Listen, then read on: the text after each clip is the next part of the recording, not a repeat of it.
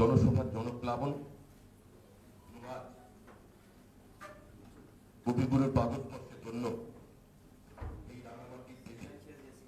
এই শহরের যে উচ্ছ্বাস, যে উন্মাদনা, তিনি তার দেহ দিয়ে মন দিয়ে স্পর্শ করলেন।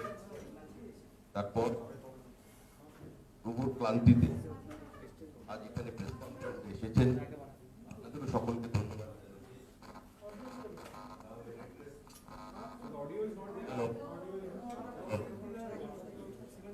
Hello,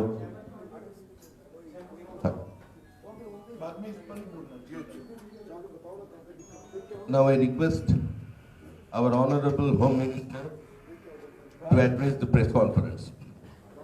Shri Amit Shah. अरे भाई वोट, आप बाहर चले जाए, किसी को अंदर मत आने।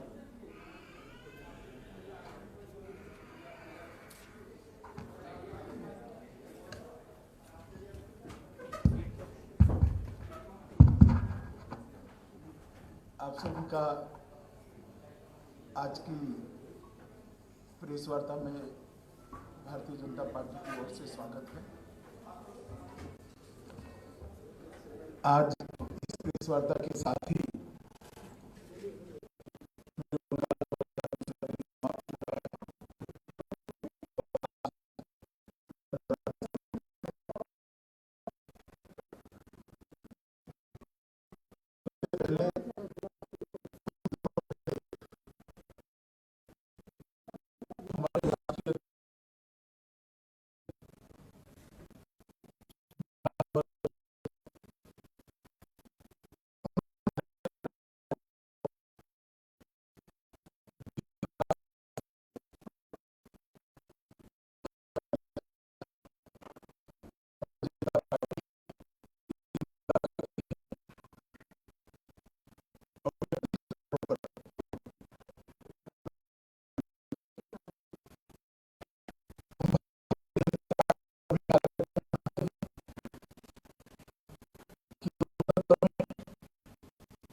सभी को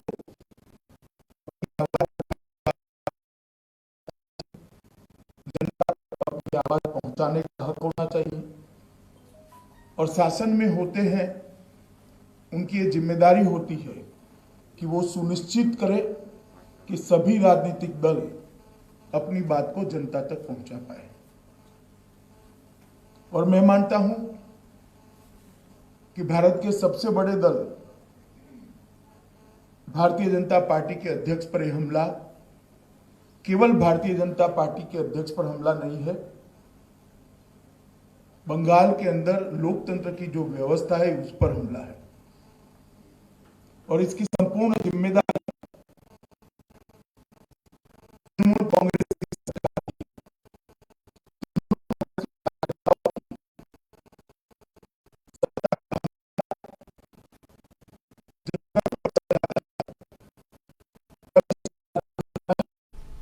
तृणमूल कांग्रेस की सरकार की है, तृणमूल कांग्रेस के कार्यकर्ताओं की है।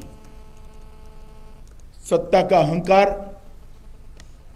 जब सर पर चढ़ जाता है तब इस प्रकार की घटनाएं आकार लेती हैं।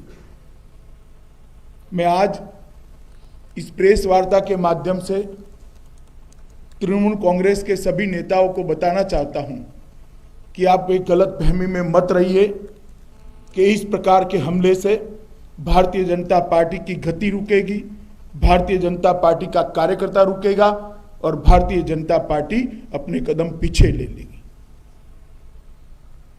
जितना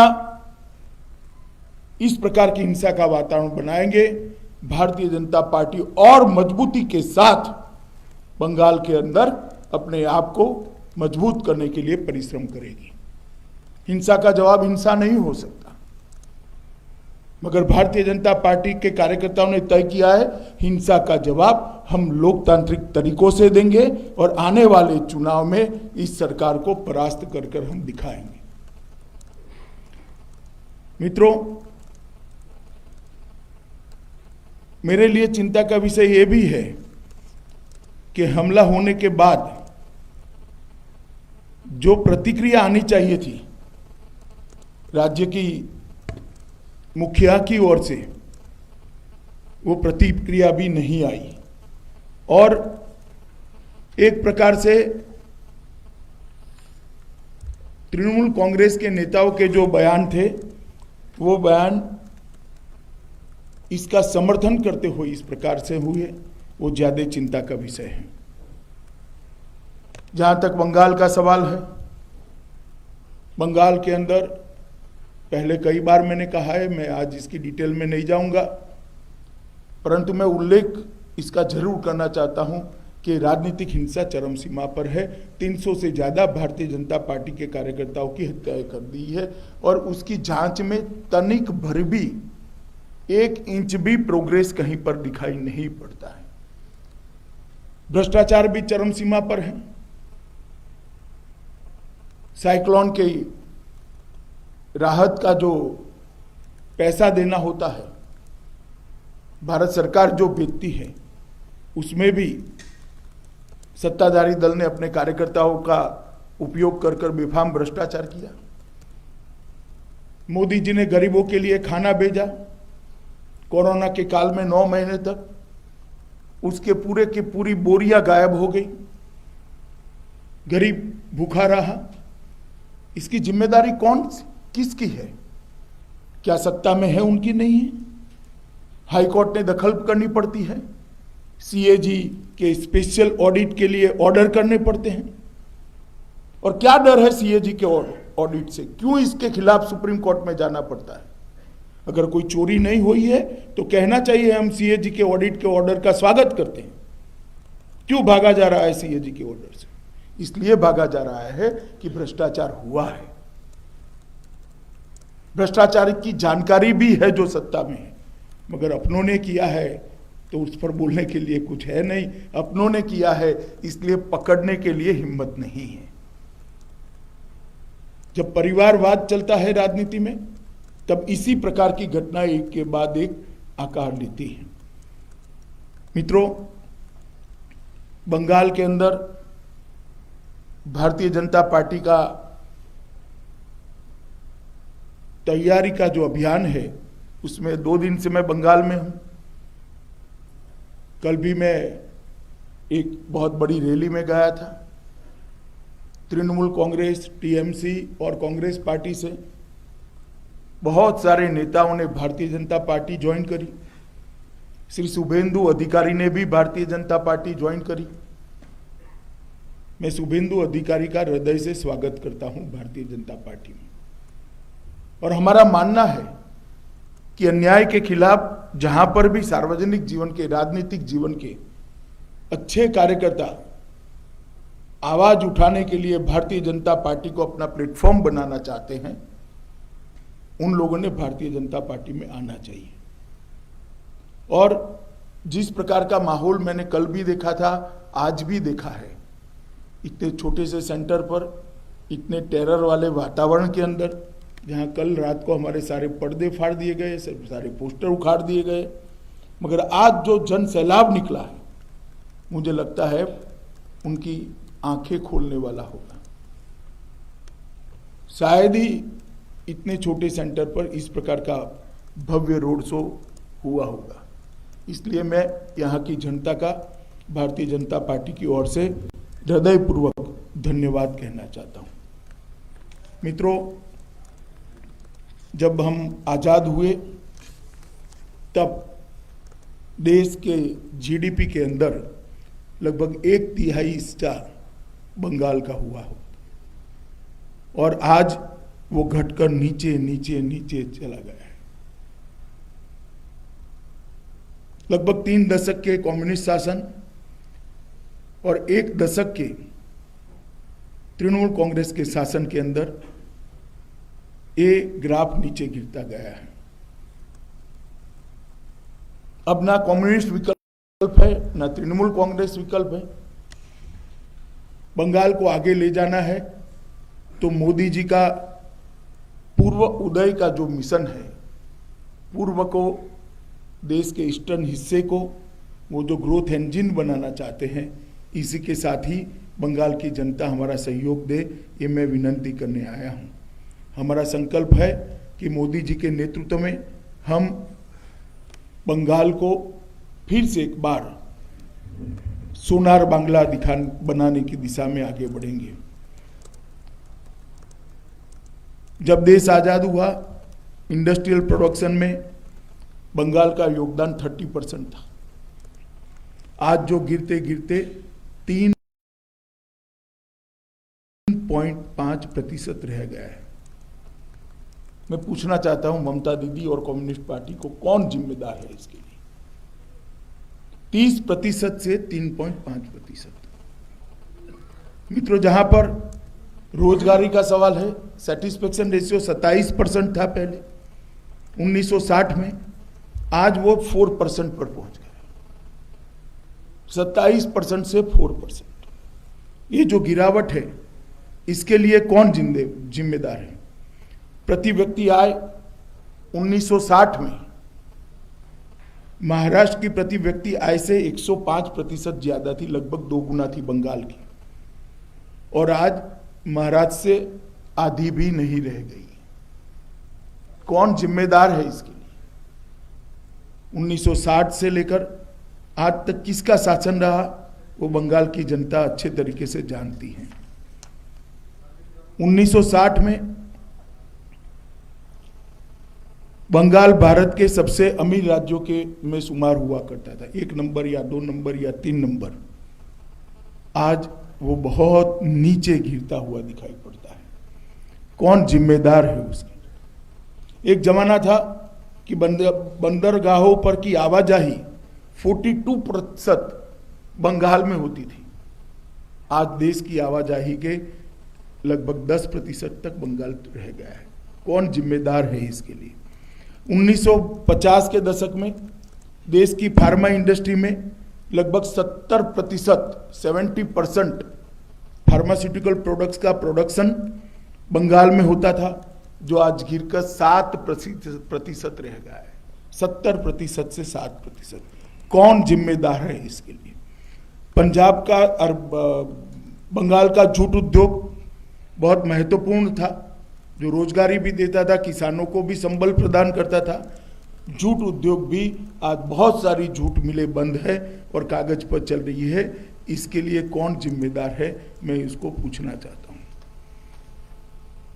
प्रति व्यक्ति आय में बढ़ोतरी में 2018-19 के देश के 32 राज्यों में बंगाल 22वें स्थान पर खड़ा रह गया है। कौन जिम्मेदार है इसके लिए? प्रति व्यक्ति आय स्थिर मूल्यों पर 18-19 की, पहले मैंने जो कहा करंट प्राइसेस पर कहा, अब मैं स्थिर मूल्य पर कहता हूं, देश के 32 राज्यों में 24वें स्थान पर है। मुझे मालूम है तृणमूल तुरंत ये आंकड़ों को चैलेंज करेगी। मेरा इनको दावा है कि आप एक स्थान तय कर दीजिए, मेरा युवा मोर्चा के अध्यक्ष आपके लिए चर्चा के लिए तैयार है, वो आकर आपको चर्चा कर देगा कि आंकड़े कहां से आए। 24वें स्थान पर आप आ गए। मित्रों, भारत के सकल घरेलू उत्पादन में 2011-12 में 6.03 पर पहुंच गए, जो मैंने पहले कहा कि 30% पर थे। उद्योग क्षेत्र के वृद्धि के संदर्भ में पश्चिम बंगाल 32 राज्य और केंद्र शासित प्रदेशों में 20वें स्थान पर है, और CAGR इसकी 5.74% पर सीमित रह गई।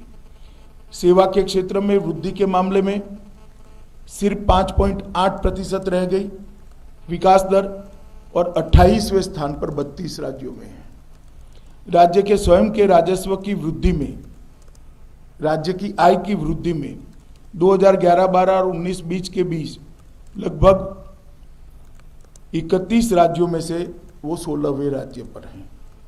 2020 से 21 के राज्य के बजट में दिए गए ऋण का अनुमान करें तो कोई भी बच्चा जन्म लेता है वो 50,000 के ऋण के साथ बंगाल में जन्म लेता है, और कई राज्यों में ऋण ज़्यादा हो सकता है, इससे भी ज़्यादा हो सकता है, मगर वहाँ डेवलपमेंट हुई है।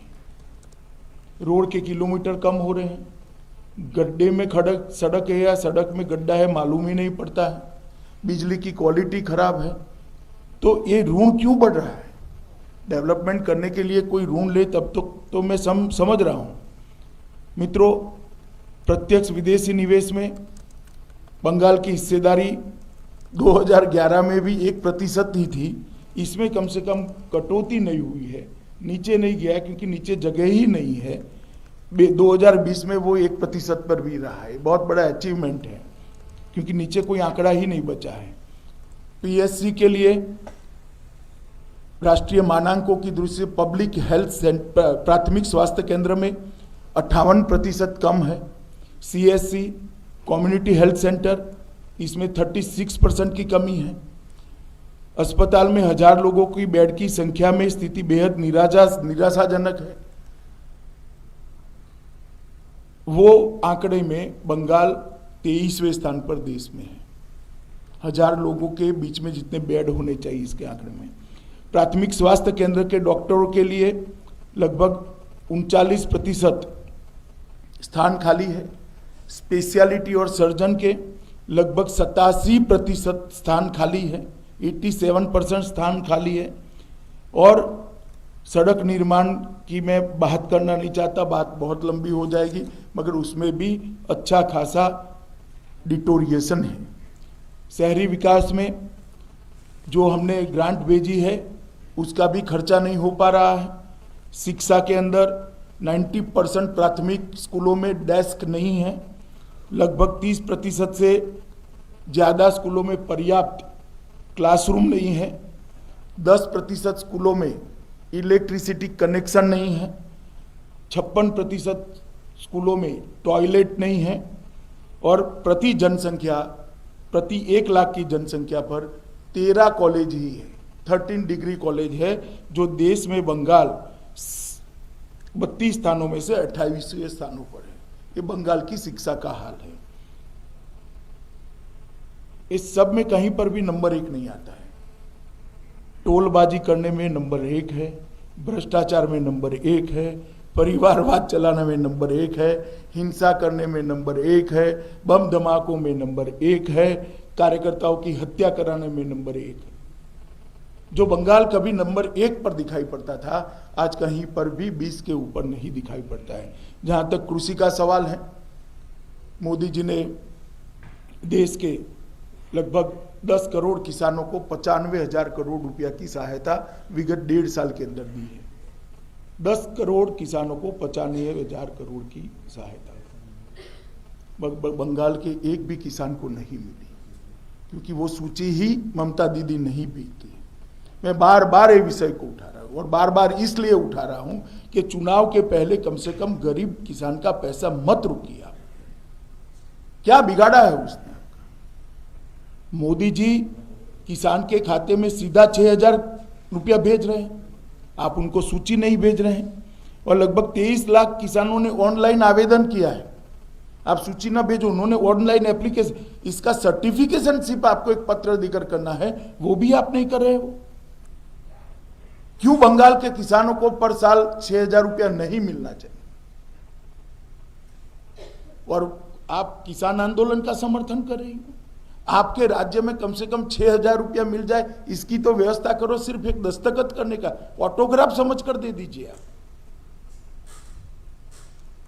भतीजे की जन्मदिन की बधाई समझकर एक पत्र लिख दीजिए, बहुत सारे किसानों का कल्याण हो जाएगा। प्रधानमंत्री बीमा योजना के लाभार्थी 2018-19 तक तो सब ठीक चलता था, बहुत कम था मगर फिर भी कुछ था। 19-20 में शून्य है। क्यों? क्योंकि चुनाव आ रहा है। प्रधानमंत्री फसल बीमा का फायदा यहां मिलना नहीं चाहिए, वरना मोदी जी लोकप्रिय हो जाएंगे। स्वास्थ्य सेवाओं की मैंने बात करी है। ये बंगाल की सिंचाई, बंगाल शायद मीठे जल की उपलब्धि वाला, पर हेड में चर्चा कर रहा हूं, प्रति व्यक्ति मीठा जल की उपलब्धि देश में सबसे समृद्ध राज्य है। फिर भी इरिगेशन 55% पर सिमटा हुआ है। 55%, इसको बहुत बढ़ा सकते हैं। और किसानों की मासिक औसत आय के मामले में नाबार्ड का जो 16-17 का सर्वे उपलब्ध है, इसके हिसाब से 29 राज्यों में आप 24वें राज्य पर बंगाल ठहरा हुआ है। 29 राज्यों में 24वें स्थान। तो सुजलाम सुफलाम भूमि मानी जाती थी। इस सफल सरकार का जो दावा कर रही, इसलिए मुझे ये सब बताना, न करते तो शायद मैं भी न बताता, मगर मैं बंगाल की जनता को आज बताने आया हूं कि हर क्षेत्र के अंदर क्या हुआ है। स्वास्थ्य के 5 लाख रुपए हर गरीब को मिलते हैं।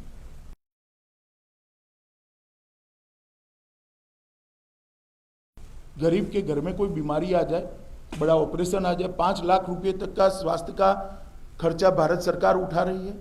यहाँ पर ये योजना अमल नहीं हो रही है। क्यों नहीं हो रही है? गरीबी तो इतनी है क्योंकि इस योजना के साथ केंद्र सरकार का नाम जुड़ा हुआ है। फेडरल स्ट्रक्चर के सम्मान करने का ये तरीका है क्या?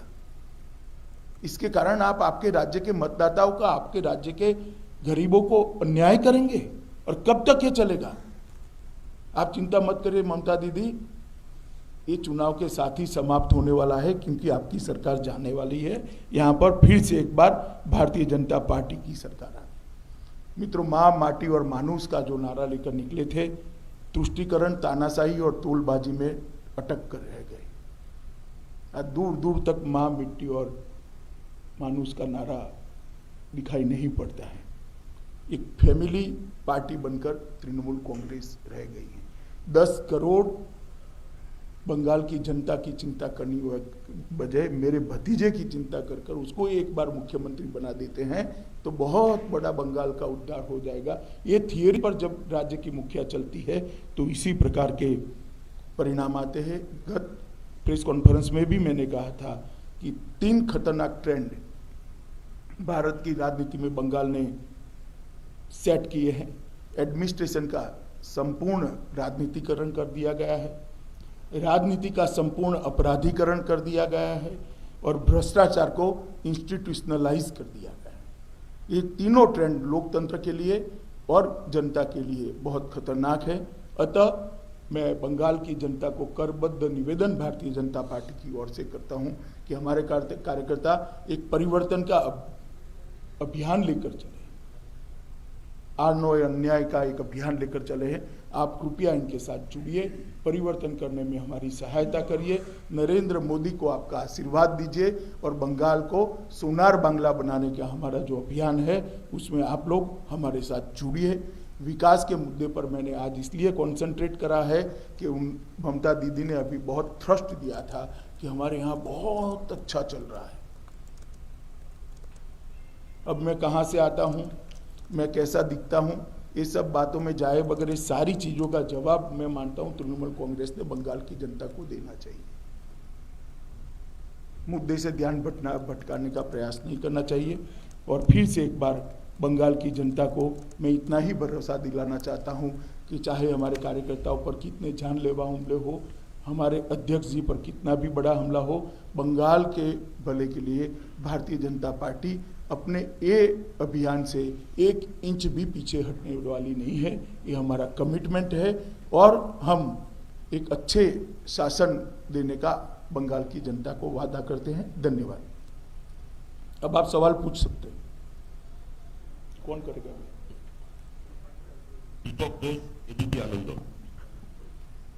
Good evening sir. मेरा सवाल ये है कि आप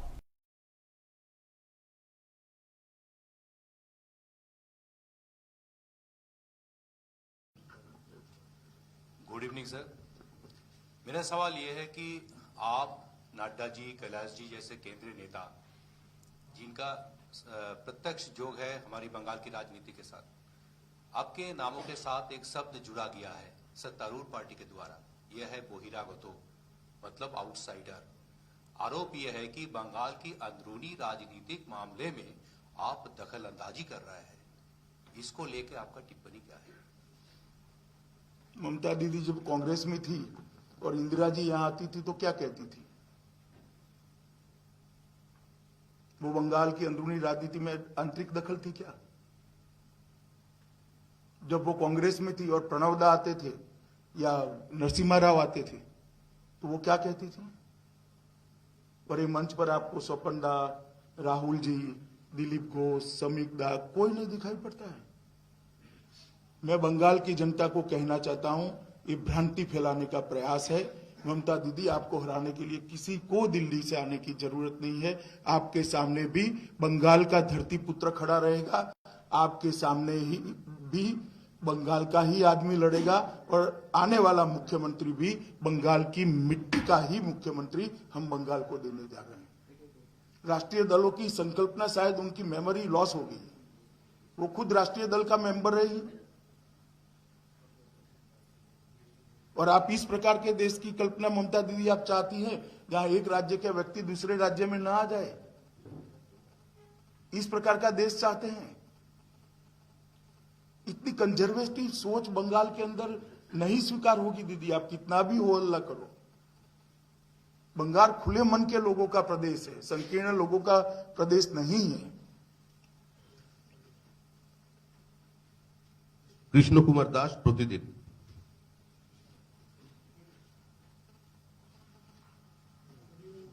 मैं भी आप जो हाथ खड़े करते हैं उसमें से ही बुलाओ।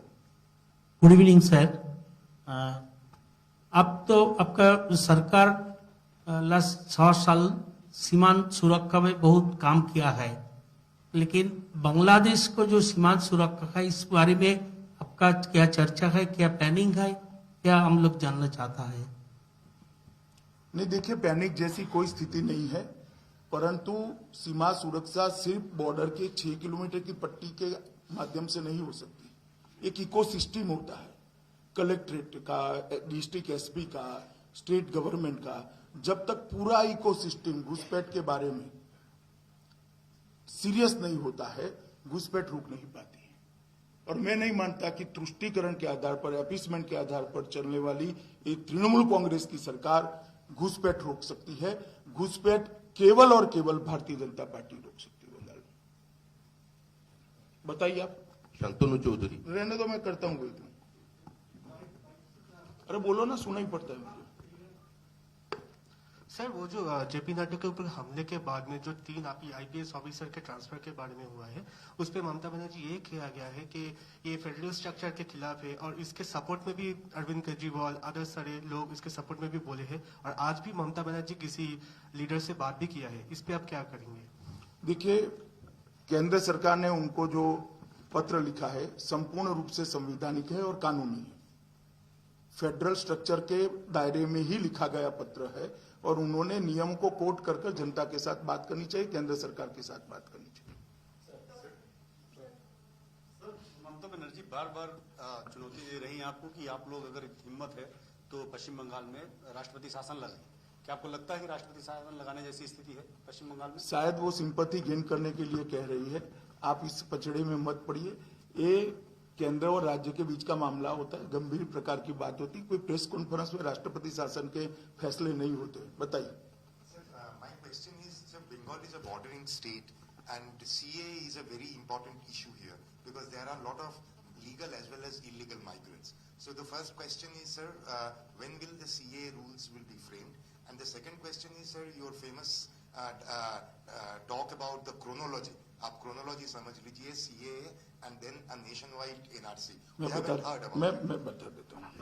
अभी सीए के रूल्स बनना भी बाकी है, और बिकॉज ऑफ कोरोना इतना बड़ा अभियान चल नहीं सकता, इसलिए जब टीका लगने की शुरुआत हो जाएगी और कोरोना की साइकिल टूटेगी, इस पर हम जरूर विचार करेंगे, और जब करेंगे तब आपको सूचित भी करेंगे।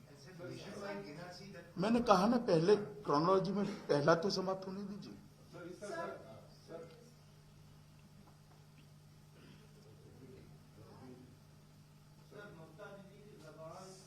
एक मिनट भैया, बोलो, सुनाई पड़ता है।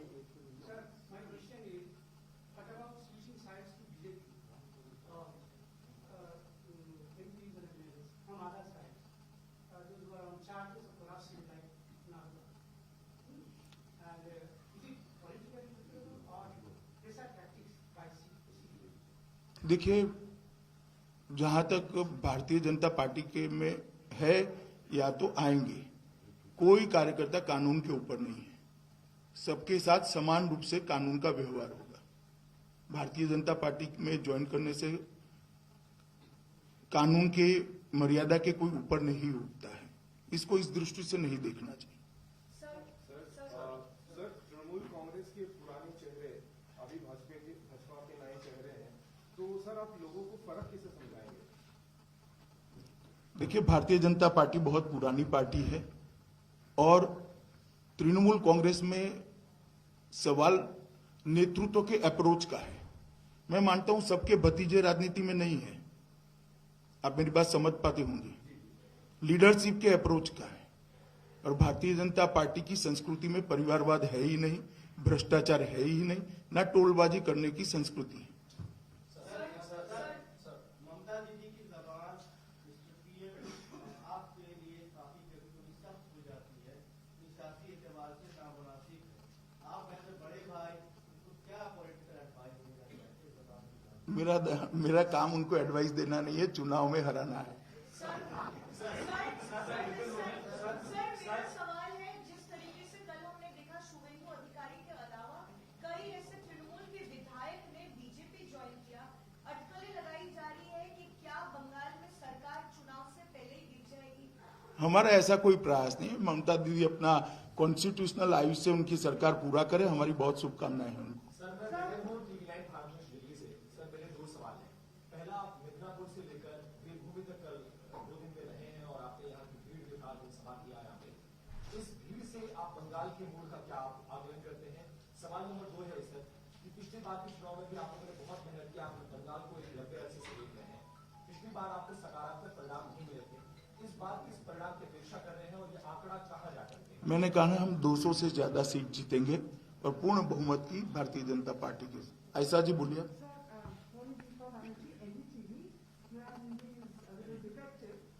एक तो आज थोड़ा कंप्लेन करना है कि आपके जीप पे हम नहीं उठ पाए, तो आपका इंटरव्यू मेरा नहीं हुआ, छोटा सा। अगर आप 2 मिनट मुझे अलग जोड़े चलिए। दूसरी बात है, प्रश्न है कि कल भी आपने कहा ये बात और आज भी आपने प्रेस कॉन्फ्रेंस के बाद अभी कहा है कि पश्चिम बंगाल का जो मुख्यमंत्री होगा वो भूमिपुत्र होगा। ये आपने कहा जब शुभेंदु ज्वाइन कर गए और ममता बनर्जी जैसे। नहीं, ऐसा नहीं है। एक मिनट, आप ममता जी को ज्यादा मिलती है, आपका भी थोड़ा मेमोरी लॉस होने लगा है। मैंने कई बार कहा है, इसको इस प्रकार के आकलन में मत। मैं समझ रहा हूं, आपका आशय भी समझ रहा हूं, क्वेश्चन को भी समझ रहा हूं, इस प्रकार से मत जोड़िए। भूमिपुत्र बहुत सारे हैं, मैंने किसी के नाम के लिए नहीं कहा है। पहली बार समय आए थे, बीजेपी के साथ मीटिंग किए थे। बोलो। पहली बार जब आए थे बीजेपी के साथ मीटिंग किए थे, इस बार आए हैं एनआईए के साथ मीटिंग किए हैं। मुर्शिदाबाद से अभी तक जो टेररिस्ट के मामले में अरेस्ट हुआ है, एनआईए ने अरेस्ट किया है, इसके बारे में कोई चर्चा करेंगे आप? ना, ऐसी चर्चाएं सार्वजनिक रूप से नहीं होती है।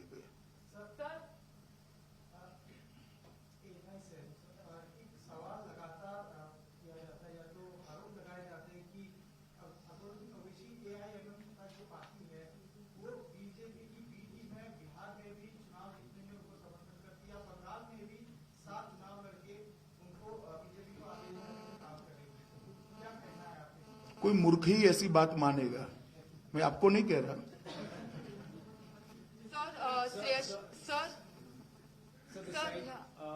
Sir, Mamata Banerjee is saying that she has been raising the voice on behalf of the farmers. Farmers की जो क्राइसिस है देश में है, और वो कह रही है कि farmers के लिए वो आवाज उठा रही है, इसीलिए बीजेपी उनका आवाज दफनाने के लिए इलेक्शन कैंपेन में इस अग्रेसिवनेस दिखा रहा है। सर, सवाल है कि फार्मर्स प्रोटेस्ट का सीन क्या है, क्या वो पॉलिटिकल बन चुका है, और दूसरा है आप कैसे ममता बनर्जी का जो। देखिए, फार्मर की आवाज ये है कि दीदी हमें 6,000 रुपया दे दो, जो उनको सुनाई नहीं पड़ती है। आप जरा बता दीजिए उनको। और दूसरा, एग्रेसिव कैंपेन करने के लिए उनको इतना क्यों डरना चाहिए? हर पार्टी को अधिकार है अपना कैंपेन करने का, वो भी करें, हम कहां ना बोलते हैं। कोई पार्टी पॉलिटिकल कैंपेनिंग के खिलाफ नहीं कर सकती, ये कहां की सोच है? हर पार्टी ने करना चाहिए, आप भी करो भाई। कांग्रेस भी कर सकती है, कम्युनिस्ट पार्टी भी कर सकती है, हम कैंपेन भी ना करें। मैं नहीं मानता है लोकतंत्र की भावनाओं के अनुरूप। पीछे सर, एक बात यहाँ की मुख्यमंत्री हमेशा कहती है कि जैसे भाषा भाजपा की जो सरकार है दिल्ली में वो चुनी गई है, वैसे इनकी भी सरकार चुनी गई है जनता की ओर से, लेकिन सरकार जो दिल्ली की है वो बंगाल की सरकार की काम पे इंटरफियरेंस कर रहे हैं। फेडरल स्ट्रक्चर जो है वो नहीं माना जा रहा है, इसका आप कैसे जवाब देंगे? मैंने कहा तो हमने ऐसा कुछ नहीं किया जो फेडरल स्ट्रक्चर के रिश्तों को डिस्टर्ब करता है। ऐसा कुछ हो तो उन्होंने नियमों को कोट कर बात करनी चाहिए।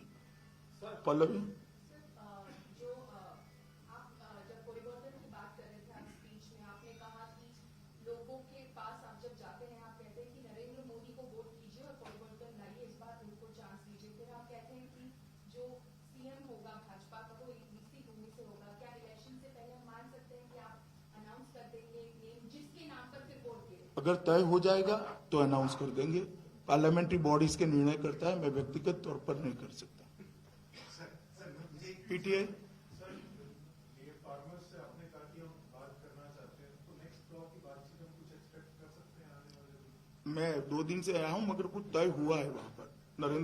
नरेंद्र सिंह जी के साथ बातचीत का कोई समय तय हुआ है, कल या परसों का, मुझे एग्जैक्ट जानकारी नहीं।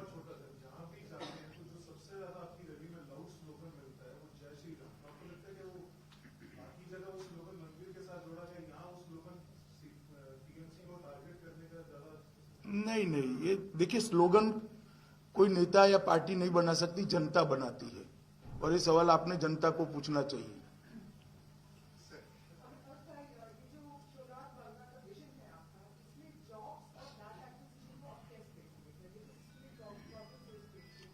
नहीं, देखिए, जब पूरा इकोसिस्टम बिखर जाता है तभी ये प्रॉब्लम खड़े होते हैं।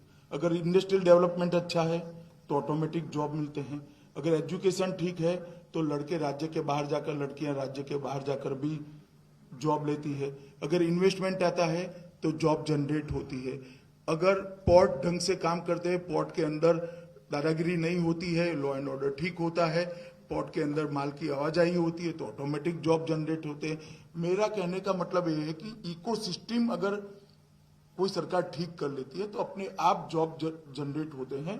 और मुझे भरोसा है कई राज्यों में परिवर्तन आए हैं, यहाँ पर भी आए हैं, जो 80 आएगा। 80 के दशक में जो बीमारू राज्य माने जाते थे आज वो बीमारू नहीं है, तो यहाँ पर भी परिवर्तन हो ही सकता है। जी, आपकी पार्टी ने मांग किया कि सेंट्रल पैरामिलिट्री फोर्सेस को डिप्लॉय किया जाए कम से कम 6 महीने पहले, पर जो मौजूदा सरकार है वो कहती है ये वायलेंस को वजह से बॉर्डर कोड पता भी नहीं हुआ। ये निर्णय चुनाव आयोग को करना होता है। हमारी पार्टी ने चुनाव आयोग से ही मांग करी है, निर्णय चुनाव आयोग ने देना है, मैं जवाब नहीं दे सकता इसका।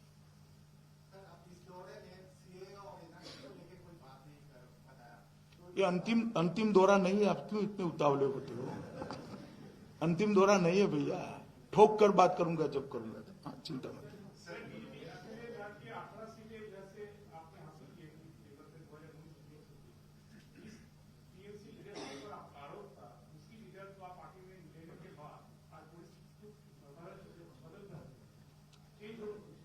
देखिए, मैंने पहले भी कहा कि भारतीय जनता पार्टी में नेतृत्व जो है वो अगर ठीक है तो किसी भी प्रकार की गलत चीजें चल नहीं सकती है, ये हम मानते हैं।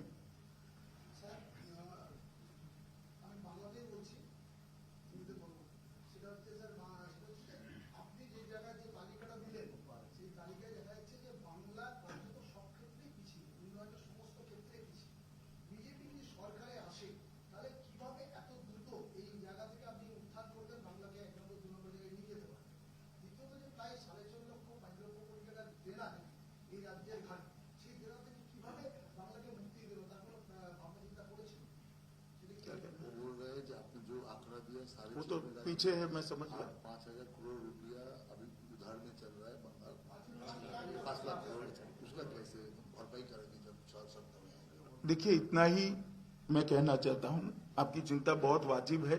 जो सत्ता में आएंगे उनके लिए भी चिंता का ही विषय है, परंतु नहीं बदल करेंगे तो और गड्ढा 5 की जगह 10 लाख हो जाएगा। क्या करोगे?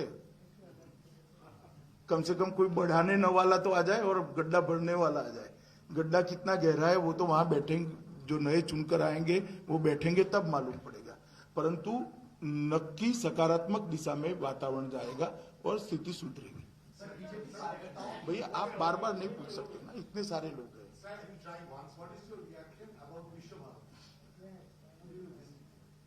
इसमें रिएक्शन क्या है? देश का हर नागरिक विश्व भारती में मौका मिले तब जाना चाहिए। मैं भी गया, बहुत अच्छा लगा, मन को शांति मिली, आत्मा को शांति मिली और गुरुदेव टैगोर को श्रद्धांजलि देते बहुत अच्छा लगा।